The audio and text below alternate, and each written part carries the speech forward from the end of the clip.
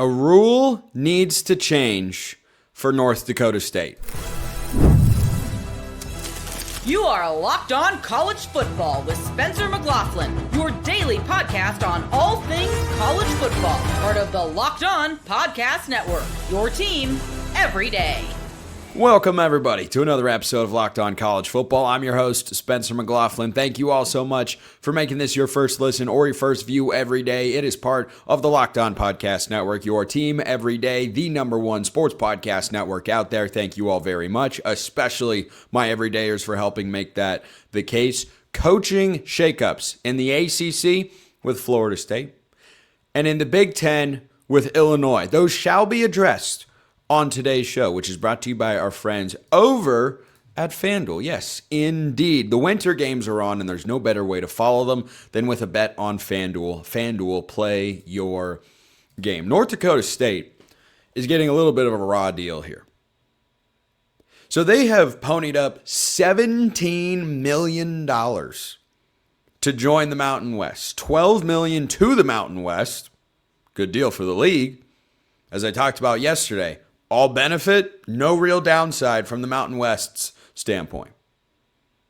And the $5 million fee that it costs to go from the FCS to the FBS, which is not something that I'm arguing against. That's not the rule I object to. You want to have some level of stability and not make it so easy for a school to make that jump. You should have to prove that you can, from a capital standpoint, financial standpoint, be at that sort of level if you're going to be there. And having $5 million to just give away, in addition to all the other expenses, yet it accomplishes that. No, here's what needs to go away. This transition period where you can't compete for a conference championship or a playoff spot. What are we doing? Why are we doing it? How can we change it? I don't know the answer to any of those questions, because anytime I suggest a rule change on this show, you can all but guarantee two things. Number one, well, I can guarantee you that I believe it. Number two, I can all but guarantee it's a good idea. I think most of my ideas are good. Every now and then there's a clunker out there, but no one's perfect. Number three, you can almost guarantee that it's not going to get anywhere near the folks that it needs to. Blind squirrels find an acorn every now and then. For a long time, I said on the show, don't expand the playoff past 12 teams. 12 is too many already, and we've kept the playoff at 12 teams for now. But this 2-year transition rule, I think, is set up as a disincentive for teams to jump from the FCS to the FBS ranks. Just keep the financial penalty. I don't think there's a huge cadre of schools that want to undergo this, because there is a serious downside. And there's a downside here for North Dakota State. Less so for them than for any other school that is making this sort of jump. But they have accomplished everything that there is to accomplish, including a 5-peat at the FCS level. I mean, they are the most dominant football program this century. That's regardless of level. No one's been better. The downside is that standard has been well established for the Bison faithful. And now you are making a jump up to where winning a national championship, if that's something they even accomplish one day, there's a world where they never win a national championship ever again. It's a different level. Doesn't mean football isn't still exciting. It certainly is. There is something to being able to say, look, we won a national championship. Look, we won a conference championship. Going to be a while before those things can make their way back into the North Dakota State football program. They are 9-5 all-time against FBS opponents. Still, 9-5 doesn't get you, but you have a lot of benefits and different conversation.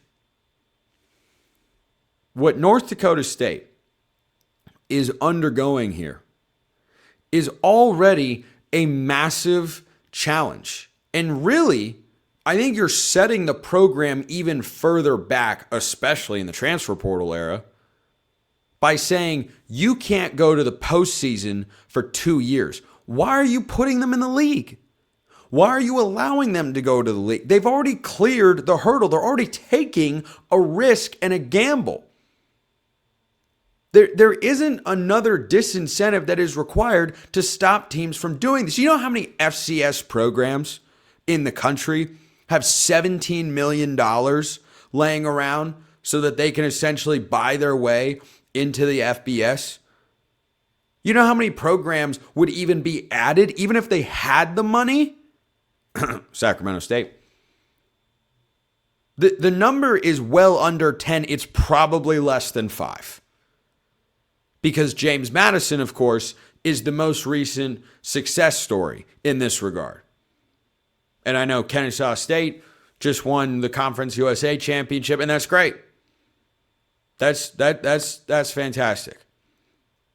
These postseason bans feel like one of those outdated rules that we still have because no one has had the foresight to change it, or no one has put together the collective will of individuals required to change the rule. I have seen the transfer portal window get moved around, an entire transfer portal window get debated, and then ultimately eliminated. There is no spring transfer portal window anymore.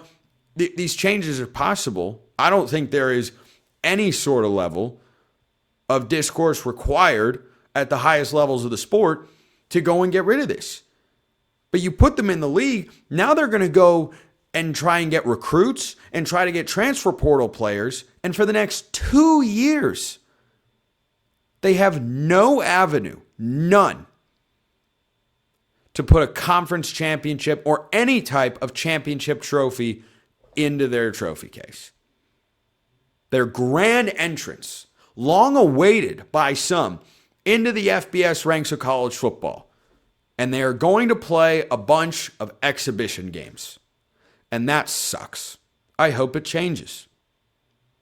I don't understand the purpose. This is legitimately, as I've thought about this more and more, and obviously my everydayers know I've been talking about this every day this week on the show. I like this more and more for the sport. This is exciting. This is fun. This is interesting. It's got my attention. I can't wait to see what their schedule is.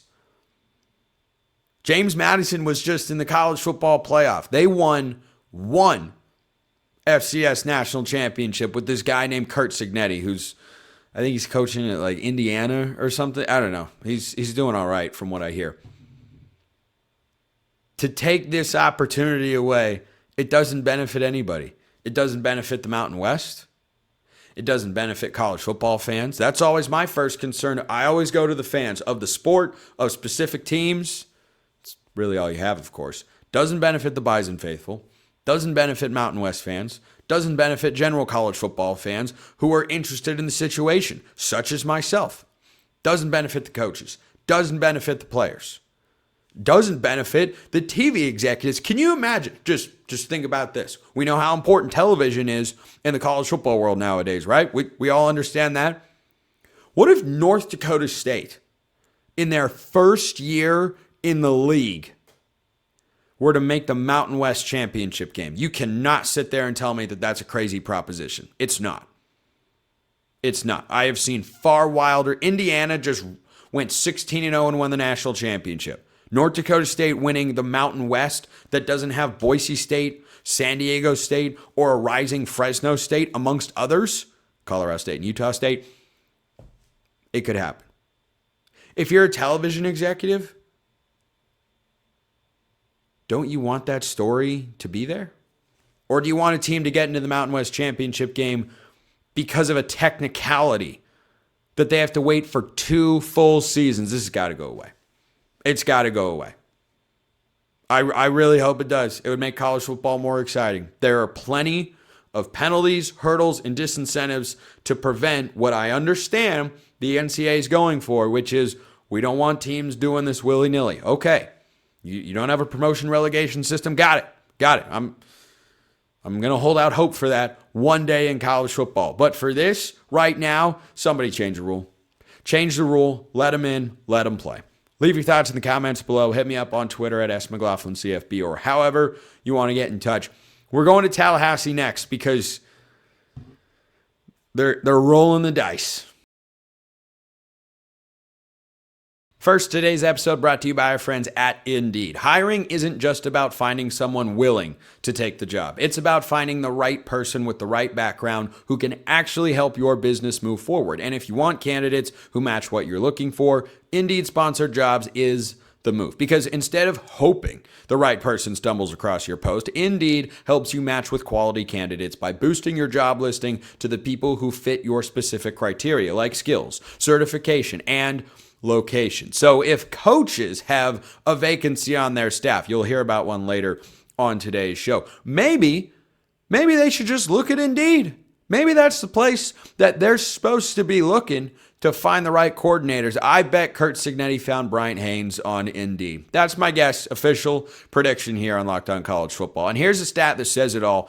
In the minute I've been talking to you, companies like yours made 27 hires on Indeed, according to Indeed data worldwide. So if you're hiring, spend less time searching and more time interviewing candidates who check all your boxes with Indeed-sponsored jobs. Listeners of this show will get a $75 sponsored job credit to help get your job the premium status it deserves at Indeed.com/podcast. That's Indeed.com/podcast. Terms and conditions apply. Hiring, do it the right way. Do it with Indeed. This episode also brought to you by our friends over at FanDuel. The winter games are officially here, and if you're anything like us, you're locking in for events you only get to see on the biggest stage every 4 years. And that's why following the winter games on FanDuel just makes a lot of sense. From medal counts to individual events to finding your angle on the sports you care about most, FanDuel gives you more ways to stay connected to the action, the drama of curling matches, the speed skating. Maybe you're more in to hockey, for instance. Then, yeah, FanDuel's got you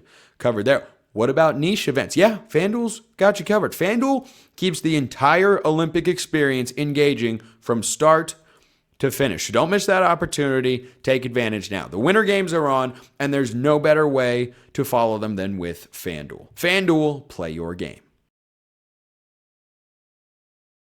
A new era in Tallahassee as Gus Malzahn has retired. Mike Norvell is going to be the play caller. They've got a new offensive coordinator, pass game coordinator. It's all just very, very confusing. Not for Brian Smith, though. He's the host of Locked On Seminoles and the Portal podcast here, part of the Locked On Network, of course. Brian, break down what's different about Florida State's coaching staff from last year. Let's start there, and then we'll dive into the minutia. Well, without Malzahn there, you don't necessarily have a team that's going to be predicated on the quarterback's going to run constantly. I said the first thing on Locked On Seminoles, probably going to see more drop back passing. Not that they won't have a mobile quarterback because their roster is still going to be the same, but they're going to key on normal passing. The quarterback's probably not going to get beat up as much. So Malzahn being gone really changes things. Tim Harris goes from receiver coach, passing game coordinator to being the quote unquote OC. But as you noted, Norvell, as he's done prior, is going to be the play caller, or at least that's what we're told. So all of that, it's just a big change because Norvell, he's under the Malzahn tree. That's one of the guys he came up with, but he still has his own offense and his own thoughts, and they throw it a little bit more in a traditional fashion. So Florida State will still have the same helmets and whatnot, but the play calling is probably going to be very different. Do you think the offense can be better with Norvell calling the plays? I think it will be because Tommy got hurt game 2 or 3 last year and just played through it. He was never, especially the last half of the season, his accuracy really went down. That's the problem with Gus's offense. Quarterback is exposed a lot. They're running counter, they're running draw, they're running lead with the QB. And Tommy's a $195. Not the biggest guy in the world to be doing that with. And he got bounced early in one of those games near the goal line, and he got smacked. He was never quite the same. So I expect him to be better, and the receiver group will be good. Running back room will be good. Tight ends will be good. Question, like always, with FSU. 5 transfer linemen there, Spence. 5. That's a lot. I got some talented guys, but does that mesh? I don't know. And then quarterback, we think it's Ashton Daniels to start the year, but it could be okay. It's a lot. It's a lot. Yeah. Yeah. There's a lot of change. It feels to me a little bit with all these different circumstances that have evolved or changed, what have you, feels a little bit like throwing everything at the wall to see what sticks. You know, you make a change after the disastrous 2-10 season, and you bring in Gus Malzahn because he's a veteran and didn't forget how to call offensive plays, and UCF's offense was pretty good the year before. You feel good about that. And Florida State, just to be clear, was a much better football team than they were the year before. That's one of several reasons why Mike Norvell hasn't been fired in Tallahassee is, well, they took a step forward after being the worst preseason team, literally in the preseason top 10 team, that is, in the history of college football. So now you've got all these different moves, and I think of two comparisons when I hear that Mike Norvell is going to call plays for FSU. I'll start with the more optimistic one, and that's USC and Lincoln Riley. He has been the play caller the entire time. Everywhere he goes, Lincoln Riley calls the offensive plays. Here's another goat. Brent Venables at Oklahoma took over the defensive play calling when things weren't progressing as they were expected to in Norman, and things have gotten much better, and the defense has been very, very good. It's been elite over the last couple of years. It's the only reason Oklahoma was in the playoff, because their offense wasn't any good. But then there's the other end of the spectrum, Brian, and that example is Auburn with Hugh Freeze. At the end, you were changing coordinators, you were changing play callers. I mean, before the year last season, there was that report that they were maybe having one guy for first down, one for second, one for third. I don't think it actually worked out that way. Which situation do you think is more likely for FSU? Does this spell out the beginning of the end for Mike Norvell in Tallahassee, or does he kind of restabilize things a la Brent Venables at Oklahoma? I don't think he's going to be able to stabilize things because they don't have the money that Oklahoma does to build the roster. So it's not going to matter. Their defense is going to have some holes in it. If you've got a helmet and you can put on 30, you can play outside linebacker in Tallahassee next year, Spence. It's up to you. Just give me a call. I'll make the arrangements. We'll go. I'm good. This microphone right here, this microphone doesn't hit me back. I'm good. That's probably the best answer for you. But that's their problem. I think they'll score. Deuce Robinson's a dude. Chroma at running back. Oh, yeah. And they brought in good running back. Texas. They got a couple other good players. Tight end. Landon Tom. They're going to score. But are they going to stop anybody? It's not going to be Norvell. They had one of the better offenses in college football in 23. The snub and all that. He's called plays before with a lot of success. And they have some mobile quarterbacks with some experience. There's a chance it'll be good. But they're going to need to score 35 in some games. Winning 31-28 could be the recipe. We both know as soon as you have one key injury here or there on offense, that's where the problems begin. I just don't think they've got enough defensive players if they have any injuries really on either side. That's the issue. And their schedule in the middle is problematic as well. They got Virginia, then they got two tough road games. They got Louisville on a Friday night on the road. Good luck. Then they got Miami back. Those three in a row. We could be talking about a different situation with Norvell at the end of that because that's right before a bye week. Just going to throw that at you. So, yeah, scoring or not, they're going to give up too many points, and that's their problem. Louisville, Friday night on the road. Let me think. When was the last time they upset anybody notable on a Friday night at home? Oh, yeah, that's right. They beat Miami last year, the national runners-up in all of college football. Yeah, that's right. That's the thing. So, on the other side, Tony White back as defensive coordinator for the Seminoles this year. And when he got hired from Nebraska, I was sitting there going, Mike, thumbs up, man. This is fantastic. I don't know that you could have made a much better hire when you look at the carousel and who was available and whatnot. The work he'd done at Nebraska was exceptional. They really didn't overhaul their personnel in Lincoln. They just got a lot better with scheme. I felt a little underwhelmed by Tony White in year one. Is that an unfair assessment on my part? You wouldn't be wrong. The problem is not only was it underwhelming, they didn't have the personnel to do anything that they wanted. He wants to run a very multiple front, 3-man on one play, 4-man on another, et cetera, et cetera. They didn't have the linebackers to run what they wanted. And then this year they don't. It's probably worse. And they didn't spend on it either. So you're pigeonholing the guy that's already under fire. How does that work? So they struggled all like last year. The running back for Pittsburgh, the running back had 150 yards receiving. They just kept putting him in space against Florida State's linebackers. So the scheme's a problem, and they don't have the personnel. And I haven't heard anything about him changing the scheme. And they fired Surtain. Don't get me started on that, because he was arguably their best recruiter. He's a legacy. He's a stud recruiter in South Florida. Besides that, it was a great idea. So I don't see the defense where I'm very down. Like out of the scale of 1 to 10, I'm about a 2 on the defense. So not a big number there. No, Pretty small number as a matter of fact. It sounds very much from what you just described like when you pull a putt 6 feet past the hole. Well, other than line and speed, it was a good putt. You only missed those 2 components. That's all it was missing from that being a good putt. I'll get you out of here on this, Brian. Is this a make or break year for Mike Norvell? Yes, I think it is, based on some intel I've gotten. And again, I hinted strongly at the middle of that schedule. They start off with New Mexico State. They got SMU week 2. One of the more sneaky fun game. It's in tally, but Kevin Jennings, third-year starter. That's probably the second best team in the league.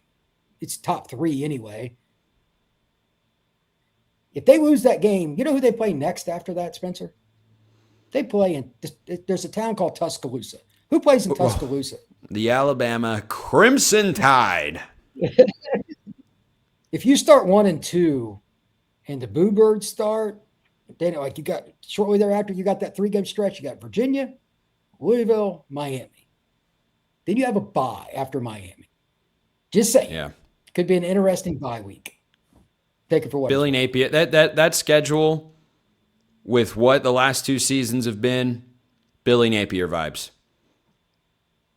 Might not survive the season if you don't start showing serious and aggressive signs of a turnaround. There's no accepting mediocrity, because this is, if they can't at least get to 7-8 wins, at least, I think is where they'd have to get to.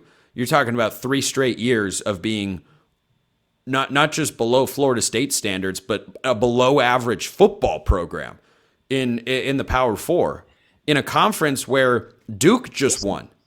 Duke just won the conference championship. They played Virginia, and Florida State was watching at home. This is how many games Florida State has won on the road the last 2 years, Spencer. That's not good. For those on audio, that's a 0. That's a 0. Yeah. That's going to have to change.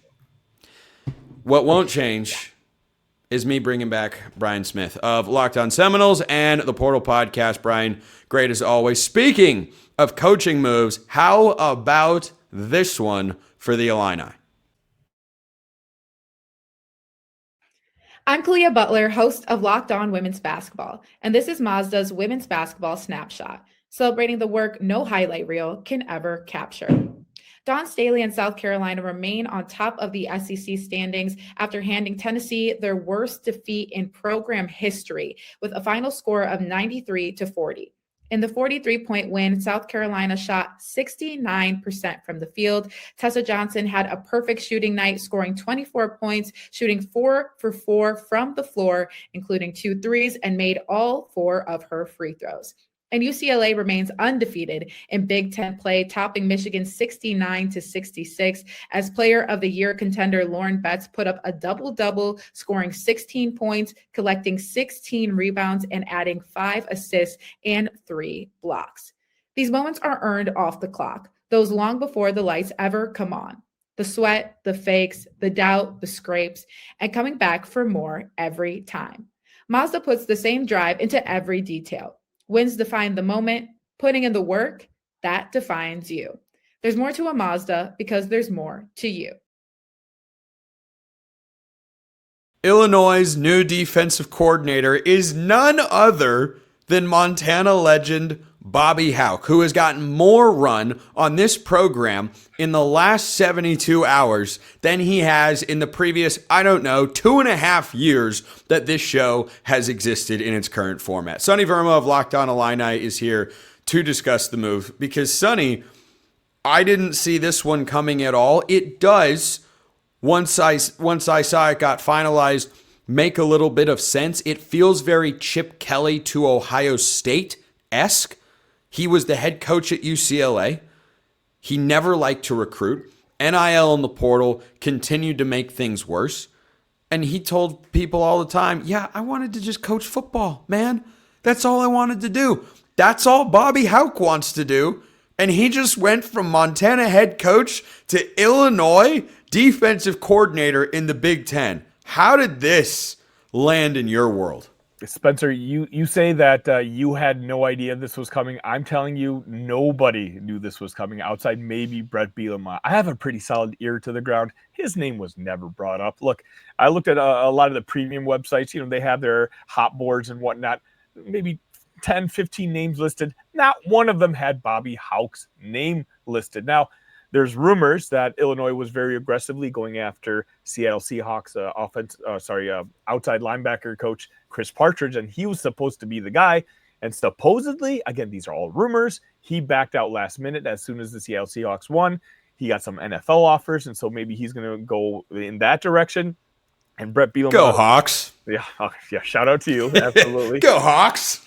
And then maybe Bret quickly pivoted over to Bobby.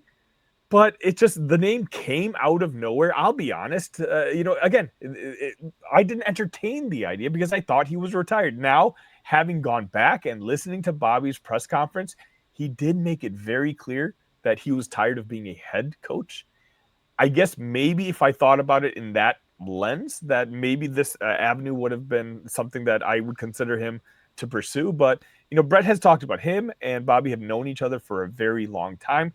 Clearly, Bret wants to make a big scheme change when it comes to the defensive side of the football, which has largely been lagging behind the offensive side. Look, Illinois is coming off its most successful 2-year stretch in program history, winning 19 games. There's a lot of positive momentum going on with the Illini. And so, to make a change on the defensive side, look, Illini fans, as good as our offense has been, Aaron Henry, as good of a guy as he is, as good of a defensive backs coach as he is, a lot of fans wanted him gone. Well, he's gone now, and he's replaced by a guy who has less defensive coordinator experience than Aaron Henry did. Bobby Hauck's been coaching forever, but he's never been a defensive coordinator. He's never called plays on the defensive side. So I don't know how you can't say this is a sort of gamble that us Illini fans just have to, hey, we have to trust Bret because what other choice do we have?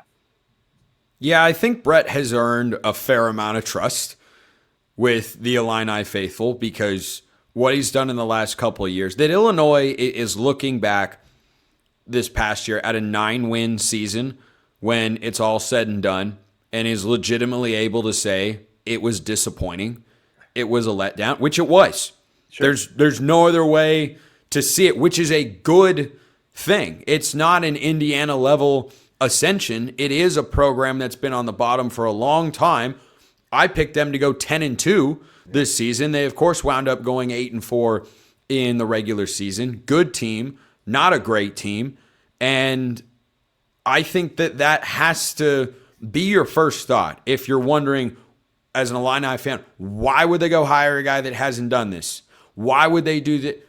Your first reaction has to be, it doesn't mean you can't criticize, discuss, think about whether that's going to work out. That's all fair. I think your first reaction as an Illinois fan has to be, I'm going to trust Bret Bielema because he's brought us to a place that we literally have not been in, over 2 decades time over the last couple of seasons. So I do think it's interesting, though, because this all happened so late in the cycle and Aaron Henry is now on staff at Notre Dame.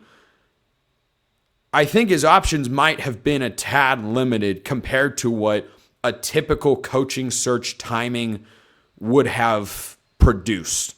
Is that fair to say? And that's what confuses all of us. If you're going to make this change, why not make it early January when you have other guys that were on your hot board who are maybe achievable to get? You could bring them in. Again, maybe it's because these backdoor conversations with the Seahawks assistant coach have been ongoing, and they thought that they had their guy. Just last week, Bret Bielema met media, and he said that he knew which direction they were going to go with on the defensive end, but they had to wait until after the Super Bowl. So Illini circles, of course, thought, okay, maybe we're basically dissecting the Patriots coaching staffs and the Seattle's coaching staff, trying to figure out who it might be. Partridge was the name that kept popping up amongst most of the insiders. But the way Brett is making it sound like, the way the program, at least the noise out of Champaign is, it was Bobby Hauck all along. And if that's the case, I mean, I'm not saying there isn't a case for it, because Bobby Hauck announced his retirement the same day that Bret Bielema had met with the media session on that particular day. So maybe like that was all in like coinciding together, and there's backdoor discussions happening. But yeah, it's one of those where I feel like Illinois as a program, as the Big Ten, being in the Big Ten Conference, winning 19 games in 2 years, back-to-back victories over the SEC, it's built itself to a level where it's a really attractive job. Especially when you have an offense as prolific as it is, a head coach who's got probably the coldest seat in the entire country outside Bloomington, Indiana. I would think the defensive coordinators, like it would be the perfect job for someone who's a young up-and-comer. But maybe that's what Brett wanted to stay away from. That's what Aaron Henry was. He did make it clear that he wanted to basically give the room to a grown-up, someone where he didn't have to meddle with on the defensive side anymore, which supposedly he did have to, be hands-on with defense this past year more than he wanted to. And maybe he just looks at Bobby as the guy that, hey, I trust you, go get it done. And that's why that's the hire. I'm not a guy that's going to dunk on coming up from the coaching ranks to a different level of football. I think from a recruiting standpoint, there are some notable differences. They're similar, but not exactly the same. But I cover FCS football in my play-by-play job with Southern Utah, and I know how high level the coaching is down. There are so many great coaches and coordinators that no one has heard of yet. Once upon a time, Kalen DeBoer was an unnamed guy just winning a bunch of games at Sioux Falls, and everybody in the NAIA ranks would have been able to tell you, yeah, this Kalen DeBoer dude, man, he can coach. Man, he's really great. Once upon a time, Kurt Signetti was winning at James Madison. People went, dude, this guy is so unbelievably good. He won at Elon before JMU. I don't have questions about that, but here's what I want to wrap this segment and today's show with here, Sonny. How can Bobby Hauck make Illinois' defense better to push them closer to the playoff? This year is going to be tough because the transfer portal overall is probably a success, except for there's a very big glaring weakness, and that's that defensive line. Angela McCollum went to Texas A&M. Eli Conan went to Michigan State. Tamiwa Durajai went to, I believe, South Carolina. 3 key guys that were supposed to be a part of that defensive line next year. Now, look, Bobby Hauck brings a 3-3-5 with him to Champaign. Okay, that's fine. In some ways, that should work pretty well because with the 5, the Illini secondary between Matthew Bailey coming back, Juice Clark coming back, Xavier Scott coming back, that is where your best allotment of players is. And so you do want your best players on the field. However, if you're going to play a 3-3-5, you need to have really talented nose tackle, in particular in the Big Ten Conference. Otherwise, they're going to run all over you. Right now, I couldn't name 2 nose tackles on this Illinois football team. So, I really feel like I'm at the point where as long as Bobby can get the Illini defense to be league average, that will be a success because I do trust the job that Bobby Lunny Jr. is going to do with new quarterback Caden Hauser. A really talented wide receiver room, a really talented running back room, an offensive line, which they've put together this past offseason. There's going to be all new guys, but they look like they're very talented. It's that defensive line that I'm just really, really concerned about. And I think that's going to make or break whether this is – it has the potential to be a disaster of a season, and I'm talking about like 4 wins. But if you look at the schedule, they absolutely can win 9 games again this year. That's the sort of wild card range of outcomes that makes prediction season. When the win totals come out from our friends at FanDuel, that's going to be a fun time, just like it always is with Sonny Verma of Locked On Illini. I appreciate everyone listening. I will see you next time, and until then, hope you all have a wonderful rest of your day.